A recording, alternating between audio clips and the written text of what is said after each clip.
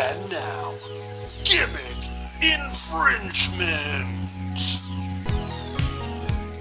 Welcome, everybody, to the Gimmick Infringement Podcast. I am Brad Winchester, and with me, as always, is my tag team partner, Tyler McDowell Blank. And Tyler, in the middle of that, I started forgetting what I was going to say, and I'm glad muscle memory kicked in. It has been a weird week for me. I bet you had a long week this week. I know it's recruiting season for you. How you doing? Well, first, I'm thrilled to see you. And yes, there is something to be said for muscle memory. Yeah, man, you're right. We definitely, both of us had two very busy weeks in different ways. I'm organizing field trips for schools who want to come to campus, and it's just so nuanced. Getting buses and bus drivers is really hard, and reserving space on campus can be challenging. Like, it's a whole thing. It's the classic situation, Brad. Do you have your pizza PO in order? Absolutely not, man. Okay. I did it once. Yeah. I overtipped. The bag of change. And you remember that. I completely forgot that I shared that. That's nuts. Yeah, I haven't. I think they would. I don't think I have. My credit would still be approved. I could still get a P card from the ladies in the business office. Yeah.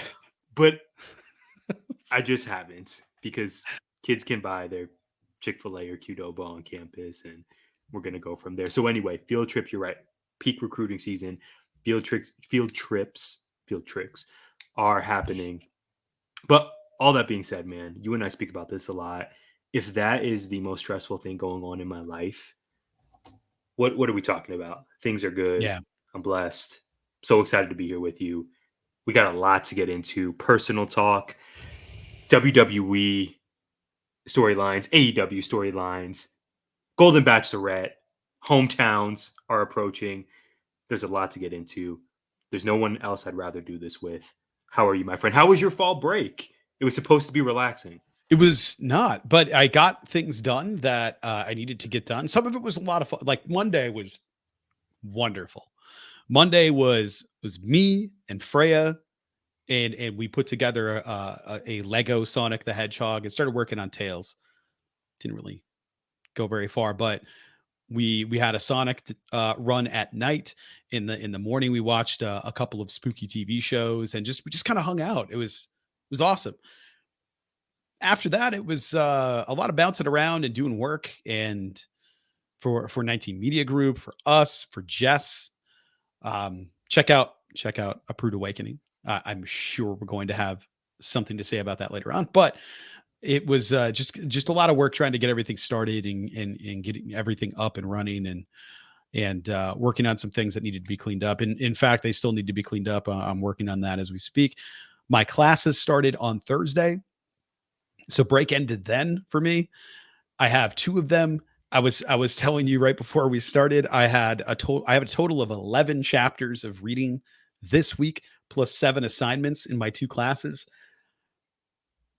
Ladies and gentlemen, this is officially, we're just past the 3-year mark for Gimmick Infringement. We made it 3 years, Tyler. Congratulations. Wouldn't want to do this with anybody else. Now that I'm in these classes, I'm hoping we make it to 4. That's all I'm saying. I sure hope so too. So my break was great. I got some things done. I got a lot of work in that I didn't expect to do that I ended up doing. And just not ready for tomorrow at all. I don't know what we're doing tomorrow at all. No clue. Haven't turned on my laptop, brought it home, haven't even powered that bad boy up. I have to do that later today and write about 12 letters of recommendation. So looking forward to that. That's exciting. Really can't wait. I bet you're not alone there. I was just speaking with one of my friends who was also on fall break. And yeah, tomorrow's going to be Monday. It's going to be fine. I don't know what fine looks like yet, but yeah, it's going to happen. I'm sure the house of horrors waiting for me in my classroom. When I left, it looked like a haunted house because there's these cellar spiders that are they're just everywhere. Halloween and vibes. The last time that I asked, like, hey, can you get rid of these spiders for me? They gave me glue traps. DIY Jones. For spiders on a ceiling. Not practical. What am I supposed to do with those? Hit them Tack with it? Thing to Like I just slap the spiders, the glue Yeah. traps. Like I don't really understand what I'm supposed to do. It's not the response you were hoping for. No, what I want is chemical warfare. I want them to put fog. Chemical warfare is crazy. I want like illegal weapons in my room. I want to like nerve toxins in that place. I want everything that could be alive to be dead immediately. And if people don't leave the premises, that's like their fault, man. So like if we could just get a couple of cans of fogger, fire them off and shove those some bitches up into the ceiling, we'd probably be problem solved. But instead we're going to get glue traps. Something about kids safety. I don't know what they're talking about. Like it's got more kids coming around the corner. It's spooky season for a reason. I agree with you though.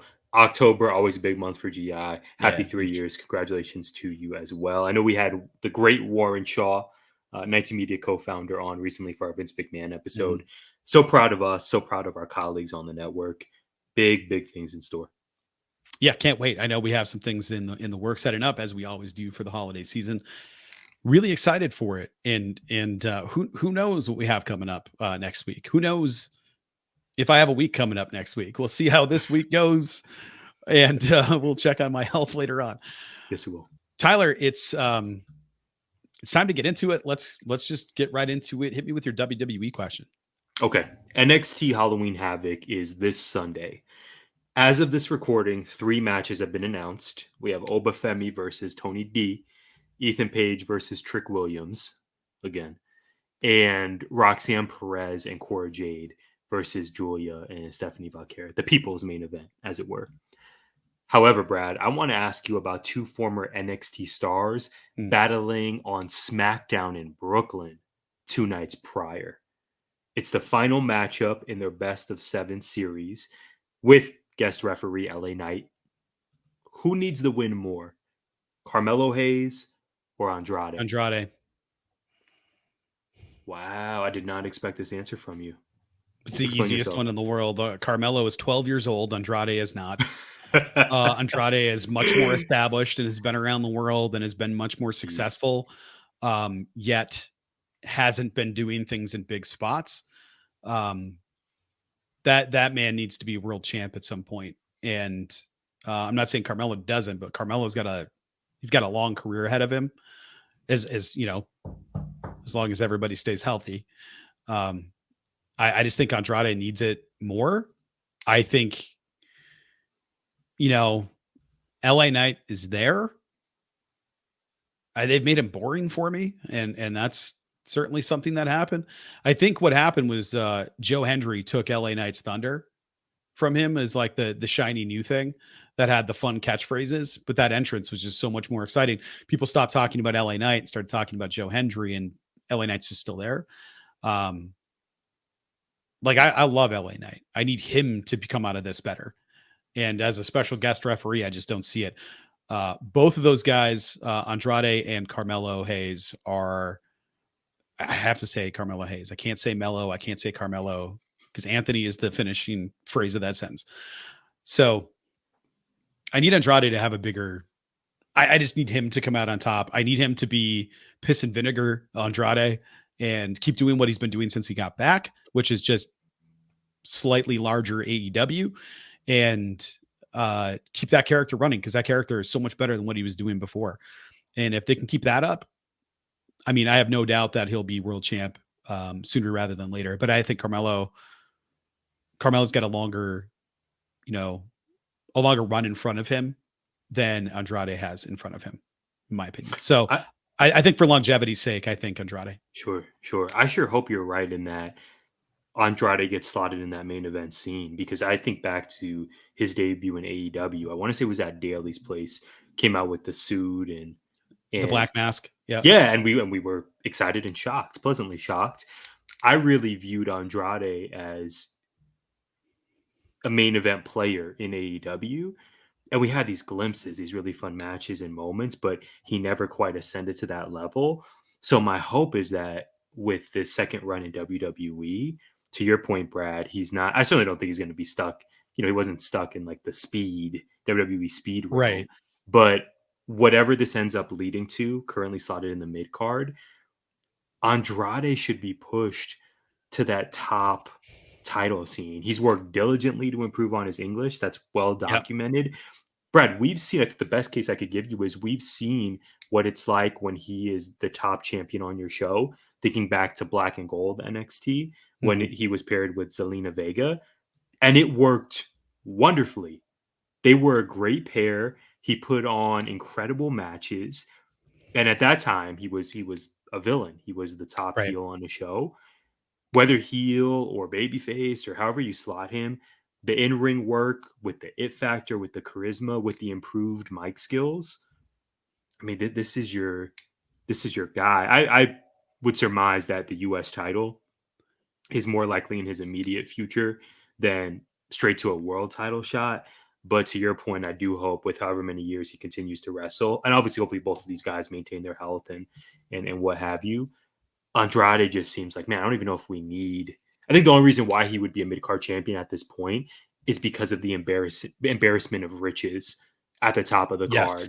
Because Roman Reigns and Cody Rhodes are the two biggest stars in wrestling. And it's just hard to be at that level. I mean, Gunther's, getting his way. You still have Seth Rollins. You still have CM Punk. So I just hope Andrade is able to kind of crack through and get a run at the top of the card at some point in the next couple of years.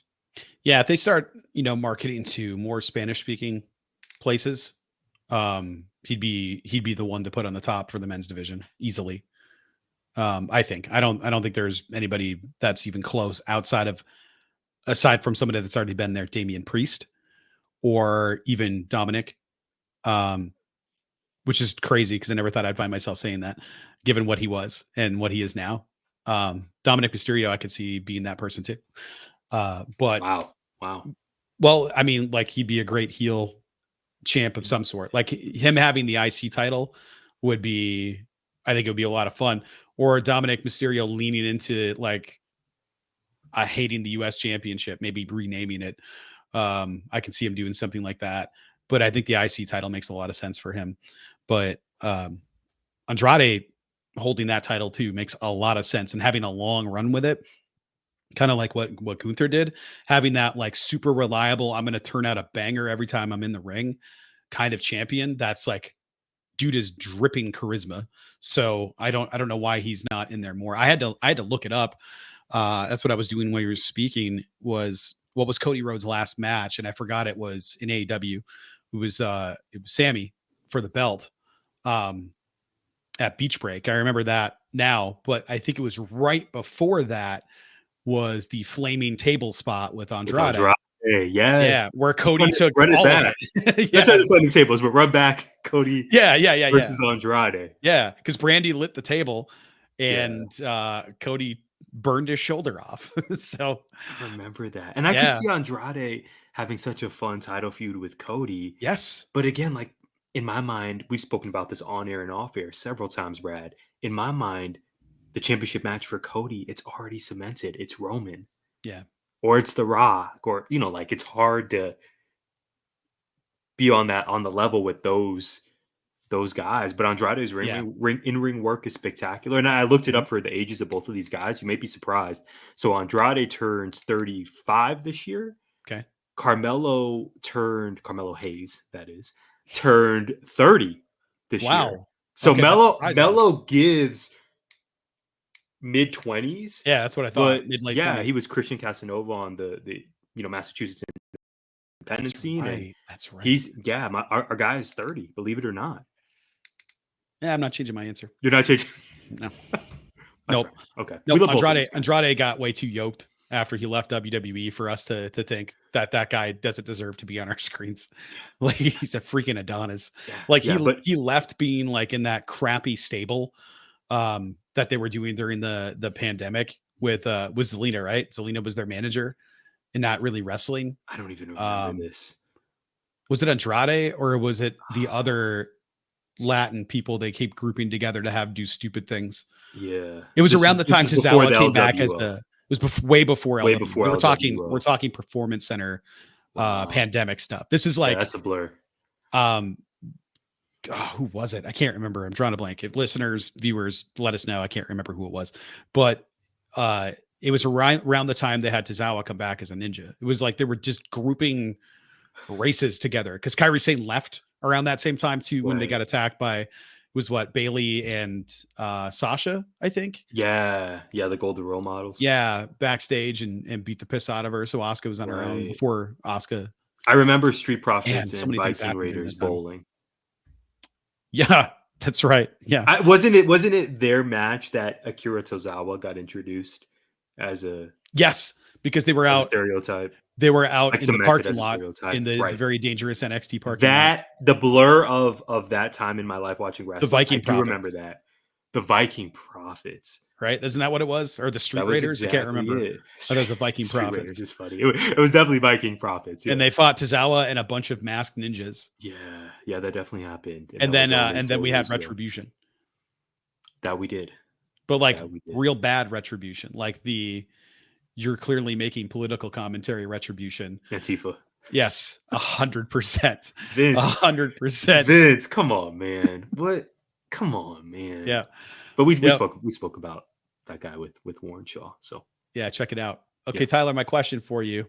So I have a pretty brief background here. I had a feeling you're going to ask me about NXT. I didn't have a feeling you were going to swing it that direction. I thought it was going to be Giulia and Stephanie centered, and you would have been right to do so. However, the Motor City Machine Guns debuted, and it seems like they're getting a push right out the gate. They looked awesome. They looked so good in that ring. They looked like they belonged. Super excited for them. Super happy to see them there. That crowd was garbage. Absolute disrespectful trash. Tyler, should they have waited to debut MCMG in Detroit or at least in Michigan somewhere? I know one future date in terms of WWE's touring schedule. They will be in Glendale, Arizona for Monday Night Raw on November 25th. Yes, more on that, I'm sure, next month. I don't know when they're slated to go to, I was going to say the Midwest, but specifically Michigan. However, on Friday, or maybe I watched this on Saturday, Brad, I watched the replay. Right. I agree with you. It would have made more sense to debut them in Michigan if it all worked out, simply because you want that first impression to matter. And, by the end, they won over, I want to say they were in Columbia, South Carolina. By the end of the match. Oh, for sure. During and by the end, they certainly won over South Carolina, but there were points, particularly during the entrance. I didn't love the entrance theme necessarily. No, but me either. It was giving Creative Superstar. But we love these guys. And this is really, Brad, you and I speak all the time about our own journeys and in our own careers and our own personal lives.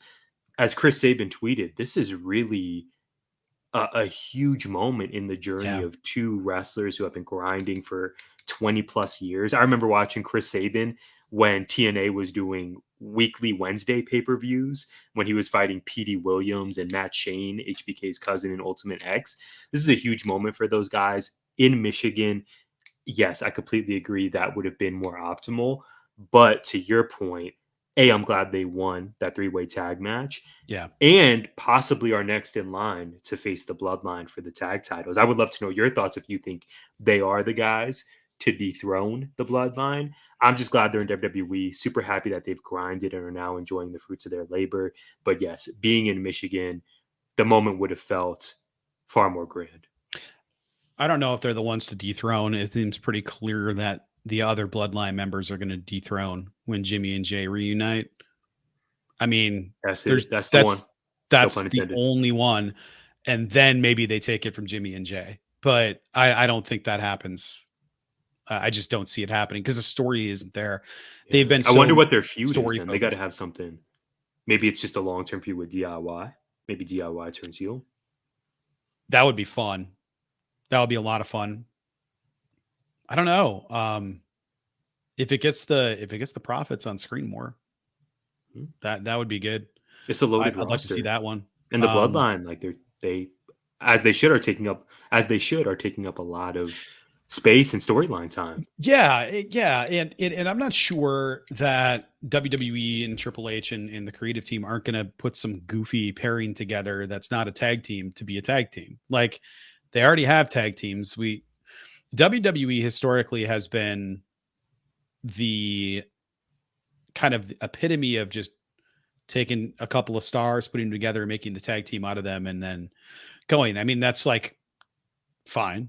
It's not like there's anything wrong with that, and it's been done forever. And sometimes it works out really, really well, and it's awesome. And you get storylines that pay off because of that. Jericho doesn't make any sense, and then it made sense. And you know, when you have an FTR out there, or pre their singles runs, you had Edge and Christian and the Hardy Boys, and you got the Young Bucks, who never went on singles runs in AEW anyway. With the Profits sitting there, and you have all this talent that is in your tag team division, have them be tag teams.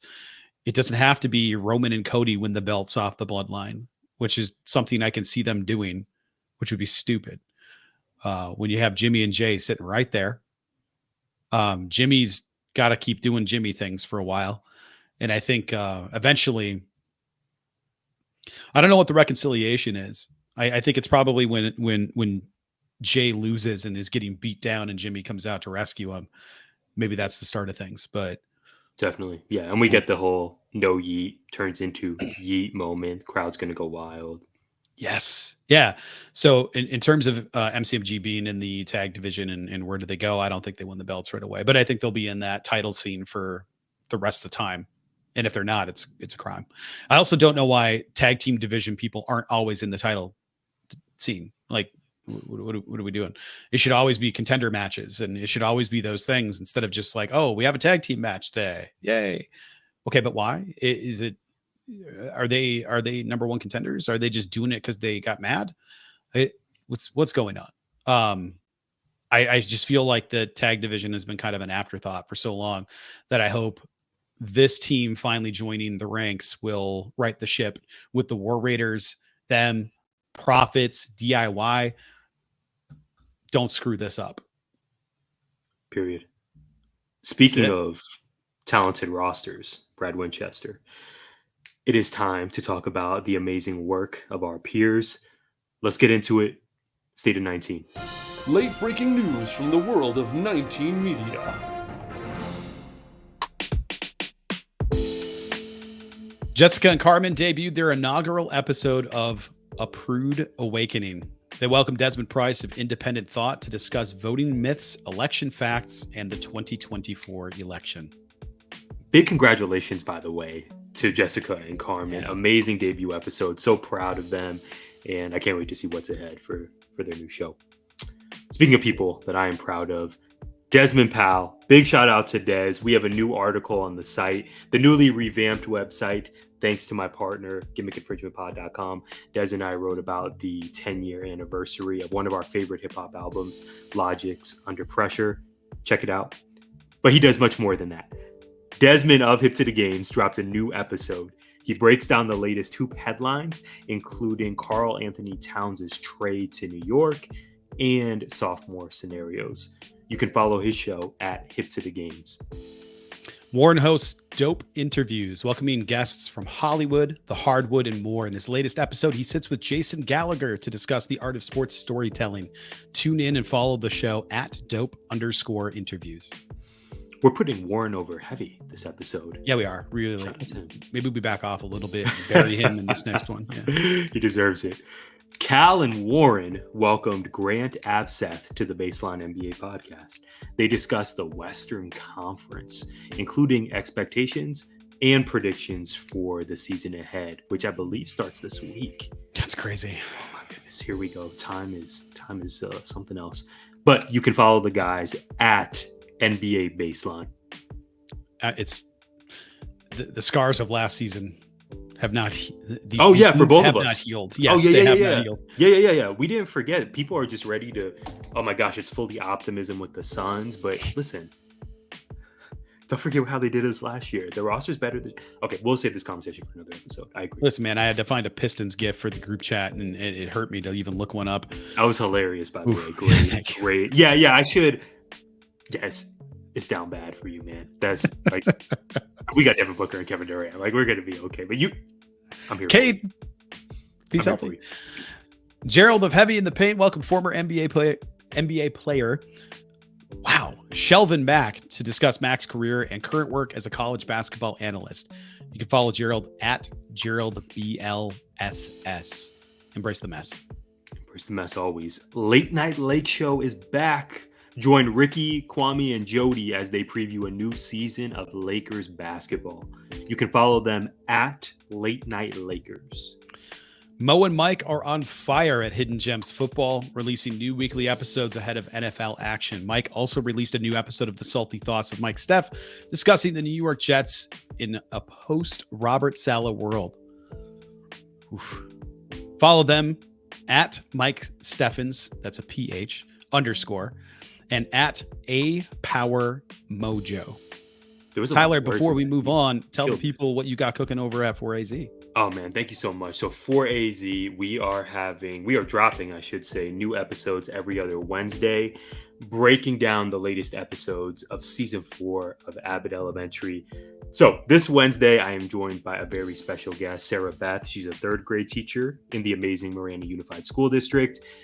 We are debriefing all things episodes 1 and 2. I hope you'll join us. You can find us at 4AZTeach and 4AZTeach.org. That's awesome, man. All right, it's AEW time. Hit me with your question. Yeah, I'm excited about this one. So, Jon Moxley and the New Paradigm. I don't know if that's their official name, by the way. I heard it this week, and I'm running. Yeah, I don't know. I think that's the way to go. I think so. They were all over TV this week, Brad. Really Most recently, so much on Saturday. Yeah.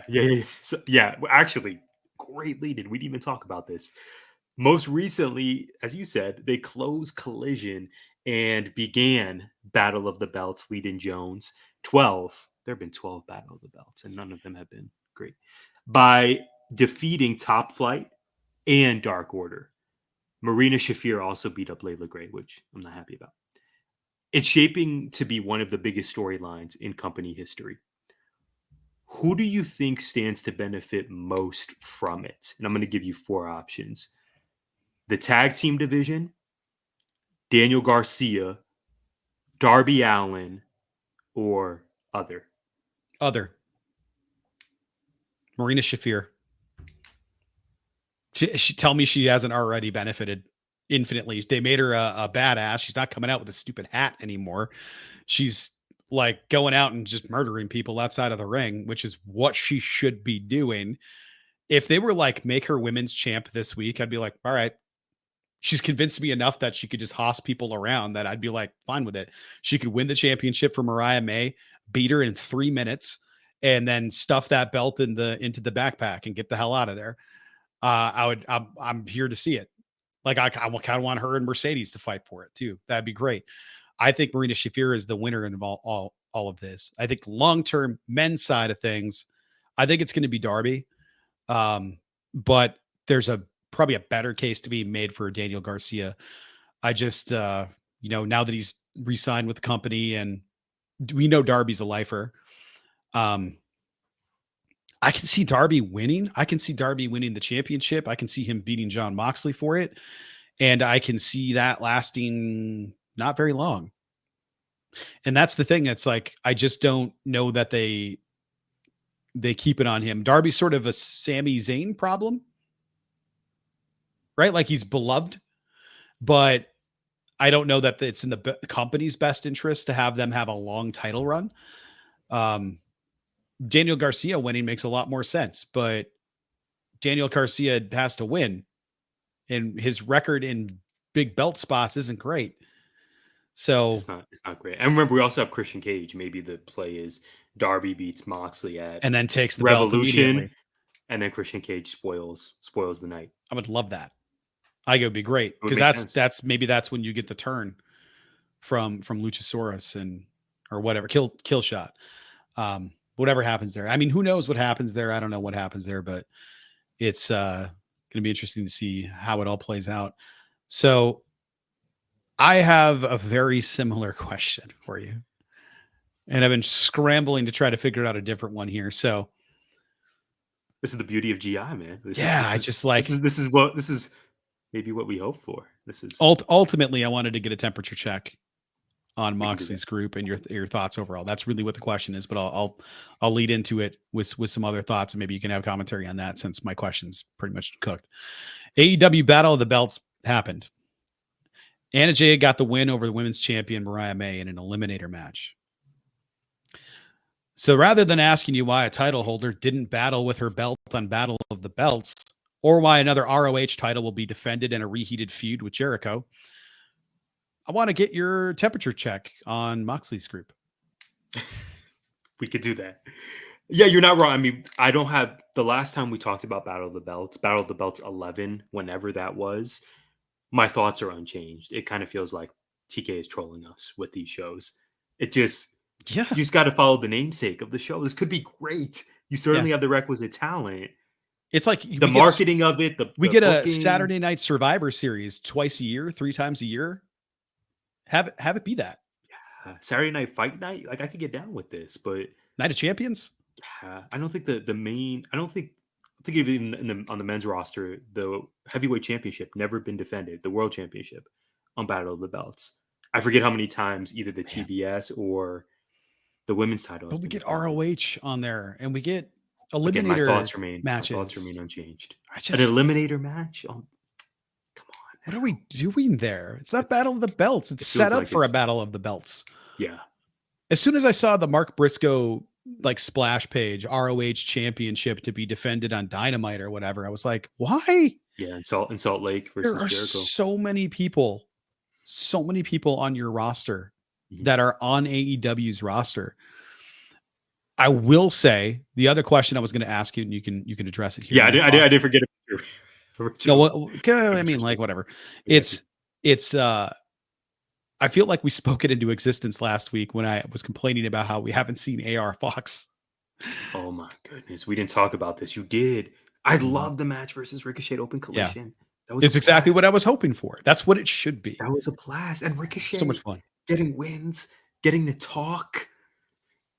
Yes. Good stuff, man. This is what we've been waiting for. Yes. More of that. Please. Setting it up. We're going to get the singles match with him and Takeshita.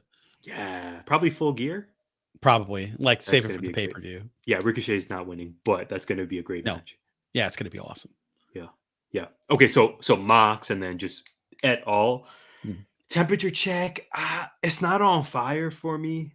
I would say it's not awful. I'm not as down as many people were at the end of Wrestle Dream. I think it's really going to cook up. So I'm lukewarm on it for sure. I just have so much trust in Jon Moxley as a character, as a wrestler, that I don't think he's going to be at the head of something that is going to fizzle. To your point, Brad, if we look at Marina Shafir, you've been a day one Marina Shafir believer. If we look at her being elevated, I don't know what this is going to lead to for Wheeler Yuta. We've seen moments where it's like, oh man, he's a guy. Yeah, I'm hopeful. I'm hopeful this will elevate him. Claudio being on TV is great, and I'm a huge Pac guy. Yeah. So him being in a role, it's funny. Mike pointed this out in our group chat. Pac never wears human clothes. No. He always wears the Speedos. The trunks, the boots, and that's it. I don't know how many people could pull that off other than this chiseled, just wrecking ball. And then you see him out in the wilderness, and he's got the little spectacles and a suit. Yeah. And he's got his hair in a pony, and Pac, it's all kempt. I love Pac, and this is the most... I mean, granted, he had the awesome run with Death Triangle, but this feels like the most consistently we've seen him in a prominent role. So it's checking a lot of boxes current and potentially for me. I'm lukewarm. I think how this plays out, to your point, Brad, is we're really embracing a lot of the AEW originals or people that we've waited for their ascension. So I for sure think this is resulting in Darby becoming champ. Daniel Garcia has to become TNT champ. I told you this weeks ago. I really believe Private Party is going to be coronated at Full Gear in Jersey. So I think kind of the tentacles of this are going to lead to lots of positives in the company. But just beating up Top Flight, beating up Dark Order, heading into Battle of the Belts. Okay. Yeah. I'm glad Top Flight's on TV in the main event. I'm glad Dark Order's on TV. But it just...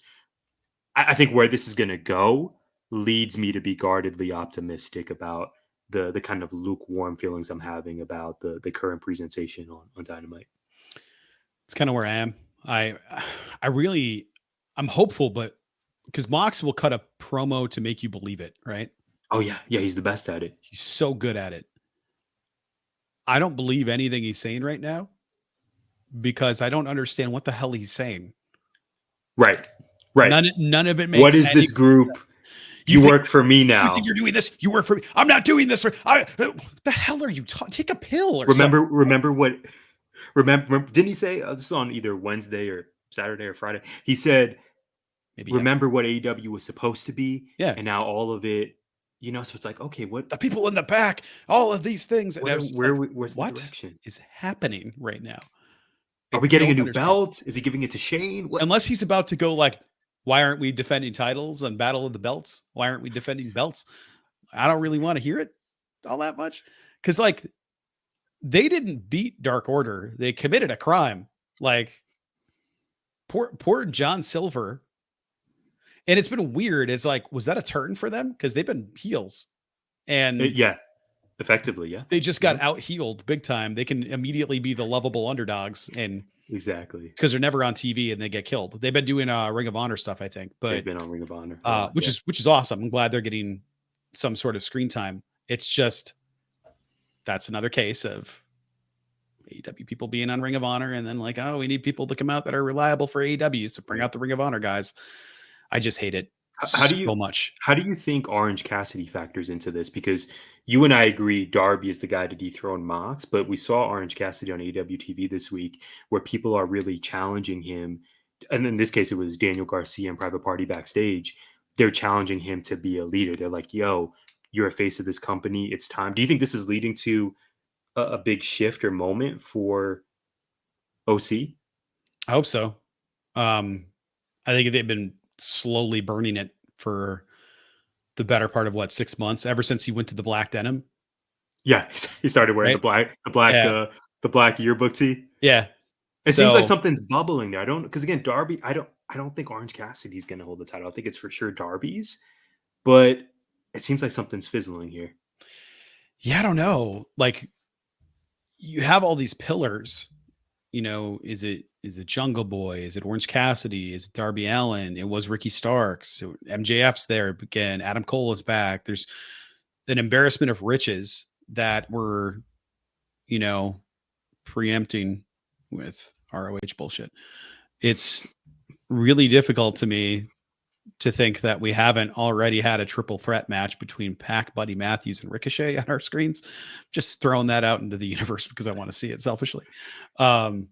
Where's Malachi Black? Is he hurt or is he just absent? Because it's like one member shows up every once in a while from the House of Black. Are we just waiting for Julia Hart? Is it because we had that Brody match, which was great with Darby? Again, they always have a good feud. Buddy does stuff once in a while. It's rarely the three of them together. Malachi, that's just, I know they're like a Collision exclusive team. That's exactly what yes. But if your Collision and Battle of the Belts is devoid of these people being on the screen for 20 minutes at a clip, every single episode, then you're doing them injustice as a group. Because we've watched this stuff where it's like, wasn't the last Battle of the Belts, didn't it end with the ROH Tag Team Championship? I think so. I think it was Dustin Rhodes and Sammy Guevara, wasn't it? Winning the belts for a different promotion than what they were advertising. Yeah, I think so. Such an odd pairing. My brain is still like broke trying to conceive that those two guys were paired together. Yeah, it doesn't make any sense. But maybe it's just reason Texas. Yeah, that's 100% is what the reason is. That is exactly what the reason is. And my understanding is it's a thing. One of my good friends from college moved there recently. Like it's apparently maybe our Texas. You've been. Our listeners and viewers from Texas can let us know at GIPod19. It's a thing. Texas pride. Yeah, I think that it makes all the sense in the world for them. For normal people that aren't from Texas, it doesn't make any sense. And do it on ROH TV, not. I am just brimming with North Dakota pride. Nobody gives a shit. Like, nobody cares. People in Alaska aren't like, yeah, Texas. Like, nobody cares. So it's just kind of dumb. I'm not saying it's bad. I'm saying that I haven't watched it because it's on ROH and I'm not an ROH watcher. So why is it on AEW? Because I'm not an ROH watcher. You're just going to force feed it to me. It feels like the wrestling equivalent of Elon's alt-right ads all over X. It's a problem. It's just there showing up in my face, even though I don't want it. Like you've actively put in your settings, I don't want to see this. And yet, yes, you're gonna get these ads. I will engage. I will say something that I regret later on, or I will get angry at words. I shouldn't get angry at words that strangers post online. It's just crazy. So I don't know, man. I'm not in love with it. You know my thoughts about ROH on my AEW TV, especially at Battle of the Belts. It sucks. Moxley's group, I have faith in it. Kinda, because it's Mox. Who's the biggest loser in that group right now? We talked about winners, but to me, it's Claudio. I'm listening. What's he done since the shift? Yeah, I think he stomped Bryan Danielson's head in, and that's about all I can remember. He gave the uppercut heard around the world. Yeah. He did something memorable that I don't remember on Wrestle Dream, and he's the first shot. He was the one that knocked Danielson down by hitting him with the uppercut. He is, and we've seen him in person. Pac hilariously had held back Yuta. Yes, exactly. We didn't forget. Yeah, Claudio is. I mean, if you were just in a laboratory building a wrestler, he is that guy. The man speaks 5 languages, Brad. Yeah. Come on now. He's. I agree with you. In his kind of golden years in wrestling, I want him in a prominent spot. So I hope within this group, his role becomes more defined, or maybe we know most groups yield this way. Maybe he's simply the muscle of the new paradigm. I just don't understand what Pac is if he's the muscle. Pac has a lot of muscles as well. Those two muscles, like he does not own a T-shirt. Pac beats people up. He doesn't say a word in this group. Claudio beats people up. Yes, doesn't say a word in this group. I love him too. Marina Shafir beats people up. Doesn't say a word in this group. Moxley's talking. You just standing in the back going, I'm conflicted. It's just, I don't understand what's happening right now with all these other people. I think it's all to build up Marina and Yuta because the other people are all pretty bulletproof, but I don't want them to be bulletproof. I want them to be on my damn screens doing big time things, not just part of this secondary storyline for them. I don't want them to just be muscle. I'm glad they're wrestling. Don't get me wrong. I'm glad we get to see them perform. Ultimately, that's the goal, right? Like we want to see them as in-ring performers. I just really want to see them in a meaningful storyline. And I'm probably just impatient. It's probably going to end up being awesome. It's like week 4, 3, whatever it's it is. New.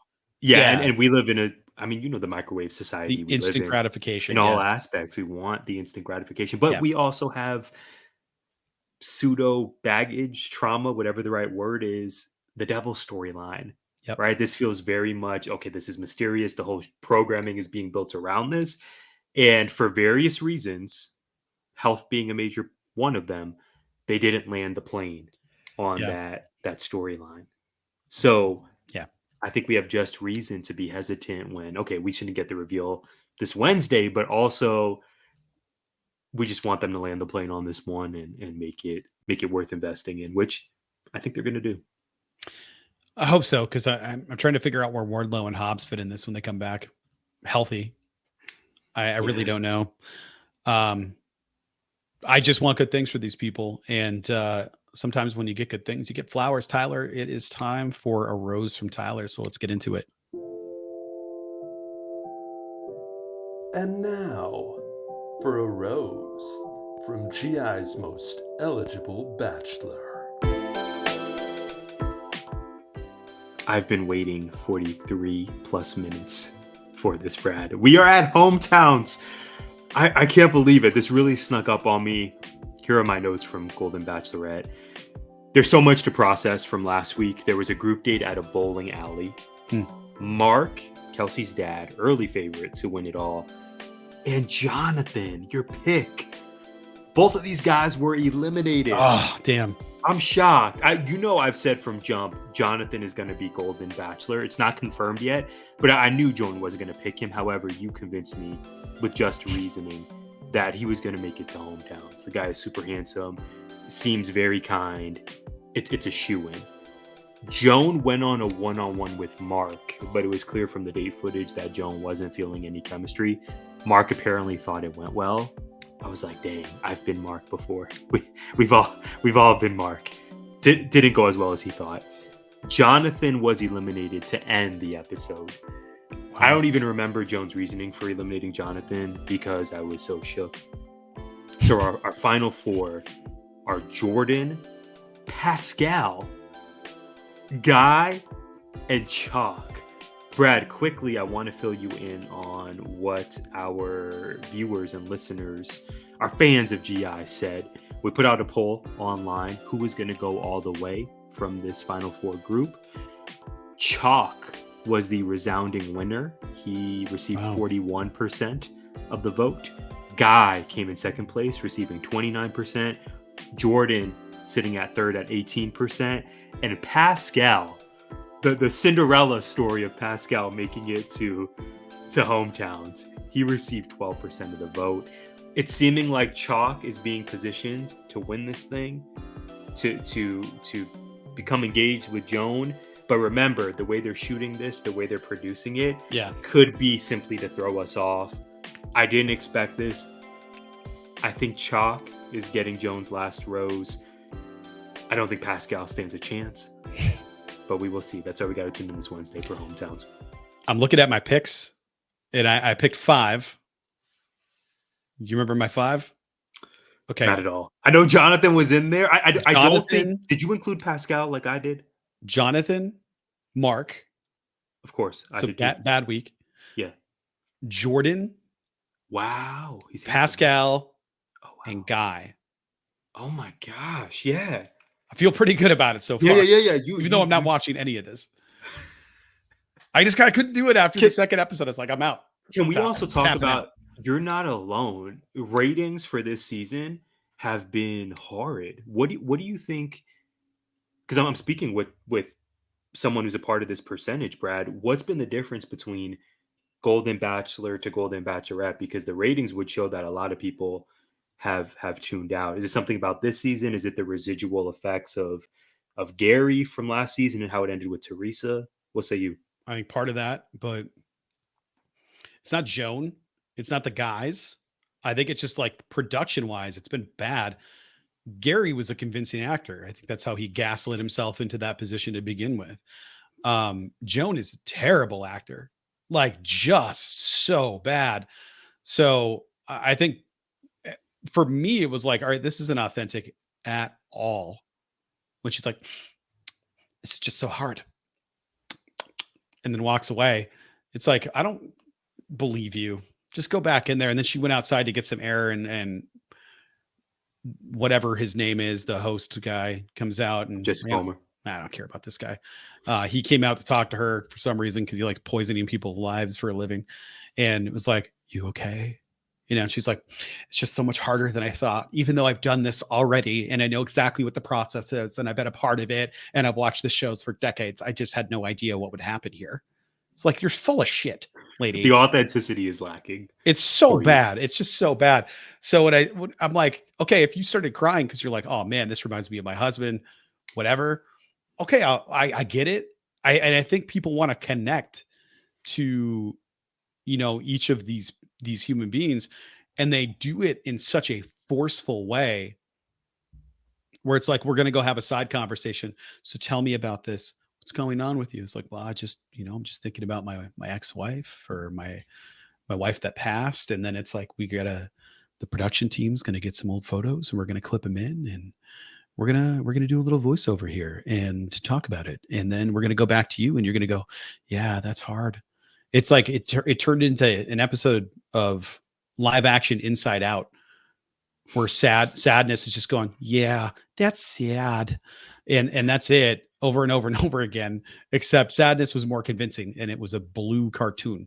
So it's just, the inauthentic, all of it, the overproducing, all of it, the terrible music, the just all of it. I guess the best way I could describe, like if somebody were going to go like visually, how does this show look? It looks like a soap opera. Does it not look like it's shot same? Right. Same Yeah. right? I think that's actively what they're going for. Right. Yeah. And it's bad. Yeah. It's bad because like soap opera, I would expect with Bachelor, especially Bachelor in Paradise. Right. Which we don't watch. Those right? commercials I got to fast forward through. They're too long. I just like 10 seconds of eye poison. So I think if you're going to take it with old people and treat them the same way, I'm out. I don't want to see that. I want to see old people doing authentic old people things. Like their date should be, let's go shopping at Fry's at noon on a Tuesday. Congrats on your new fries, by the way. Yes. Gladden Farms, Marin, Thank Arizona. you. Yes. Big deal. Incredible building. Like it's massive. It was giving us, there's a chain store in Wisconsin that we bumped into. I'm sure it's other places, but I don't know where. But they had a Hy-Vee in Green Bay, and I was like, okay, I'm not going to the Hy-Vee. Whatever. We went into the Hy-Vee, and it was like, holy shit, this place is incredible. This Fry's looks a lot like that. It's really, really, really nice. And I think it's a really good long-term solution for the community. The aisles are open. There's a lot of different services they provide. They have an actual deli, an actual meat counter. So things that weren't anything around this area. For people that are like, well, so what? I have those. If you don't live out here, you don't get it. It's not like anywhere else that I could even explain where there's like at least some mom and pops that are. It was a around food desert before this Fry's opened. It's truly a 20 minute drive, 20 minute drive to get to the closest place from where we are. And that's on the interstate. Right. There's nothing convenient. So that might not sound like a long trip, but there's no 24-hour things that are necessarily super close by either. So if it's 10:30 and you're like, oh man, we need diapers, you're going on a little trip. Now it's down the street, get there before they close, but it's just down the street. It's really, really great. We've already taken advantage of it. It's the difference between having to plan for the week and just going like, what do you want to eat tonight? Cool. I'm going to run to the store and pick up what we need. That it's a big difference. So we plan for the now, and I think we'll end up being less wasteful in the long term. So really excited. And you all were told as residents of Miranda that you were going to get this Fry's years ago. So that's also, I'm going to give credit to you in case anyone's like, oh, but Brad's tripping. Come on. The sign, 20 minutes. You were told in 2006 or 7 that sign went up. Coming soon. Before Barack Obama was president. Yes. The sign was up. Yes. Wow. Yes. Okay, they got their act together. Here we I think I want to say 5-6 storytelling. 5-6 is when Gladden Farms started, and they put up the Fry's coming soon, and then we had Recession Jones, and it was just sort of a sign for years, and they broke ground. So last thing I'll say about this, they broke ground on the very large Fry's up on Thornydale and Tangerine, which is a 20-minute drive from where we live, 25 minutes depending. And if you hit a train, it could be longer. And huge Fry's. Like it has all the services that we have at this one, except this one's bigger and nicer because it's new.